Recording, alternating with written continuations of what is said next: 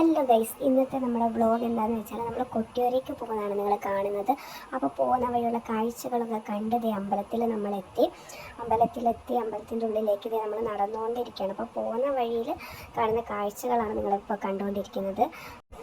അങ്ങനെ നമ്മൾ നടന്ന് നോക്കുമ്പോൾ അവിടെ ഒരു മലയിൽ ഇങ്ങനെ കോടയൊക്കെ ഇങ്ങനെ ഇറങ്ങിക്കൊണ്ടിരിക്കുകയാണ്. നല്ലൊരു വ്യൂ ആയിരുന്നു അത്.